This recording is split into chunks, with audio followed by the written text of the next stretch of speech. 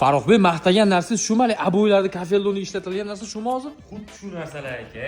2026-yil dizaynlari bular. Kafe, restoran, mehmonxona, shu bitta kirganda million dollarlik joyda effektini beradigan narsa. Hozir trendga chiqayotgan qurilish materiallari shu, kafelda aboyda uni ishlatsangiz ham ancha arzon tushadi и ancha sifatli, chiroyli ham bo'ladi ekanda. Xuddi shunaqa aka. Narx bo'yicha, sifat bo'yicha bemalol hamma bilan raqobatlashamiz. Chunki aka o'zimiz ishlab chiqaramiz. Yo o'zimiz eksport qilamiz, import qilib olib kiramiz ham aka. Bunaqa katta assortimentdagi risonkani boshqa joyda ko'rmaganman. Birinchi marta ko'rib turibman. Bu aytishingiz bo'yicha 2026 dizayn ekan, yangi. Har xil risonkalari bor ekan. Kelib bemalol ko'rsalangdan bo'laver ekan, lekin 3D dekor hammasidan bor aka.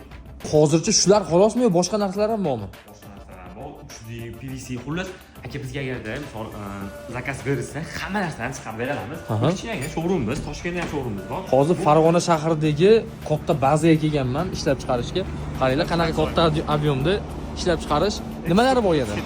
Eksport bo'lib 10 ta davlat kelyapti. Qozog'iston, Qirg'iziston, Ozarbayjon. Har xil joylarga bizdan chiqib ketadi aka. Birinchi qo'limiz import bo'lib ham kirib keladi. Shetdan bosib o'zimiz prim bo'sh shetdan chiqarib yuboramiz aka. Lekin katta bazaga kelganmiz. Bemalol shunaqa narsalar kerak bo'lsa, ukam nomerini qo'yib qo'yapman. Bemalol telefon qilsalaring, aloqaga chiqib zakaz qilishlaring mumkin.